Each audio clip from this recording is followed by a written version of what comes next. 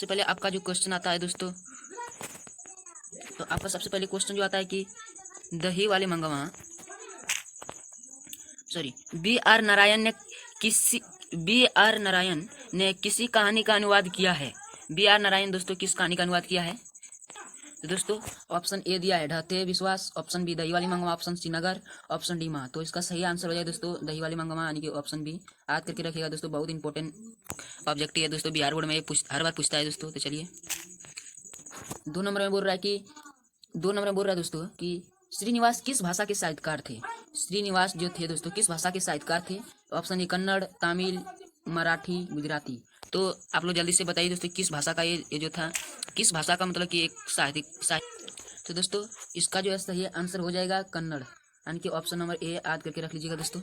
चलिए अब अगला क्वेश्चन देखते हैं। मंगमा की बहू का क्या नाम था? मंगमा का जो बहू था उसका नाम क्या था? मंगमा का बहू का नाम देखिए, ऑप्शन ए दिया है Najamma, option B Rangamma, option C Gangamma, option D Sangamma. तो क्या है दोस्तों, आप लोग जल्दी से बताइए। तो दोस्तों इसका आंसर हो जाएगा ऑप्शन ए, जो कि नजम्मा था उसका बहू का नाम। ऑप्शन ए याद करके रखिएगा दोस्तों।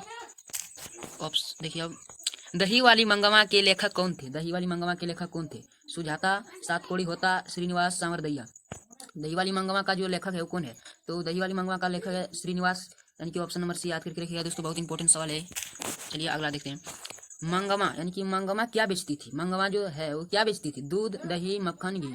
तो मंगमा जो बेचती थी वो दूध है दोस्तों, यानी कि ऑप्शन नंबर बी याद करके रखिएगा, बहुत इंपॉर्टेंट सवाल है दोस्तों। चलिए अगला देखते हैं। दही वाली मंगमा कहानी का प्रमुख पात्र कौन है? दही वाली मंगमा के कहानी के प्रमुख पात्र कौन है? लक्ष्मी, मंगमा, पापाती, सीता। तो इसका सही हो जाएगा दोस्तों ऑप्शन नंबर बी, यानी कि मंगमा। आप लोग याद करके रखिएगा, ठीक है। चलिए अगला क्वेश्चन देखते हैं। दही वाली मंगमा किस शहर में दही बेचा करती थी? बेंगलुरु में, सूरत में, हैदराबाद में, मद्रास में। तो ये दही वाली मंगवा जो थी दोस्तों दही बेंगलुरु में बेचा करती थी, ठीक है। तो ऑप्शन नंबर ए हो जाएगा, ठीक है। चलिए अगला देखते हैं। अगला यहाँ बोल रहा है दोस्तों कि दही वाली मंगवा मूलतः किस भाषा के लिखित थे? दही वाली मंगवा मूलतः किस भाषा में लिखित थे? तमिल, कन्नड़, तेलुगु, मलयज। तो दोस्तों दही वाली मंगवा जो मूलत थी वो कन्नड़ भाषा की थी दोस्तों। तो आपका ऑप्शन नंबर बी हो जाएगा, ठीक है। याद करके रखिएगा, बहुत इंपॉर्टेंट सवाल है। चलिए अगला देखते हैं। मंगमा के परिवार के कुल कितने सदस्य थे? 2, 3, 4, 5 सदस्य, मतलब कि उसके घर में कितने आदमी थे? तो चलिए देखते हैं दोस्तों। तो दोस्तों उसके जो घर में थे वो 4 सदस्य थे, ठीक है। ऑप्शन नंबर सी हो जाएगा, याद करके रखिए, ठीक है। अब देखिए, घर में मंगमा की किससे नहीं बनती थी?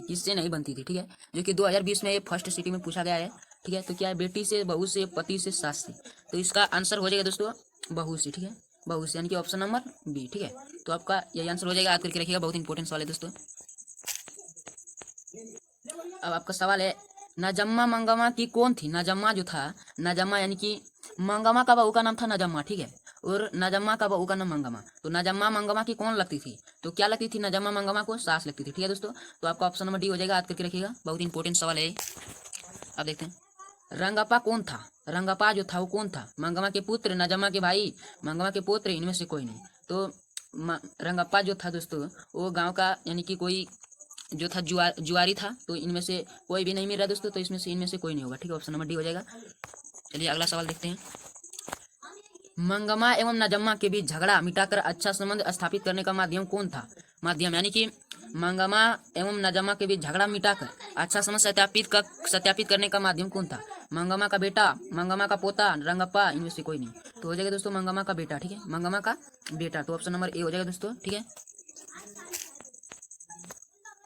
सॉरी दोस्तों, ये जो है मंगमा का पोता हो जाएगा, ठीक है। मंगमा का पोता हो जाएगा, ठीक है। ऑप्शन नंबर बी होगा, ठीक है। तो चलिए अगला सवाल देखते हैं। कथावाचक को मंगमा क्या कहती थी? बहन जी, मौसी जी, माँ जी, काकी जी। तो कथावाचक को मंगमा जो कहती थी वो कहती थी माँ जी, ठीक है। तो ऑप्शन सी हो जाएगा, ठीक है। चलिए अब नेक्स्ट सवाल देखते हैं। देखिए, मंगमा का उसकी बहू के साथ क्या विवाद था? मंगमा और मतलब कि अपनी भाषा में इस तरह, मंगमा और उसके बहू का झगड़ा का क्या कारण था? सास अपने बेटे पर हक जमाई रखना चाहती थी, बहू अपने पति पर हक जमाई रखनी चाहती थी, ये भी दोनों, इनमें से कोई नहीं। तो चलिए दोस्तों आप लोग जल्दी जल्दी बताइए, ठीक है। तो दोस्तों ये जो होगा ऑप्शन सी हो जाएगा, ये भी दोनों, ठीक है। ऑप्शन नंबर सी याद करके रखिएगा।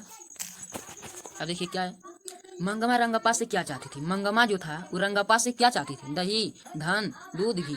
तो मंगमा रंगप्पा से धन चाहता था। ठीक है दोस्तों, ऑप्शन नंबर बी हो जाएगा, याद करके रखिएगा, बहुत इंपॉर्टेंट सवाल है। अब देखिए, अब है श्रीनिवास का पूरा नाम क्या है? श्रीनिवास जो कहानीकार लेखक, मतलब जो ये कहानी लिखा है दोस्तों, उसका पूरा नाम क्या है? सामरदैया, सुजाता, मस्ती वेंकटेश अध्यंगर, सातपुड़ी होता। तो इसका पूरा नाम ऑप्शन नंबर सी हो जाएगा दोस्तों, यानी कि मस्ती वेंकटेश अयंगर। ठीक है दोस्तों, ऑप्शन नंबर सी हो जाएगा, याद करके रखिए, बहुत इंपॉर्टेंट सवाल है। ठीक है,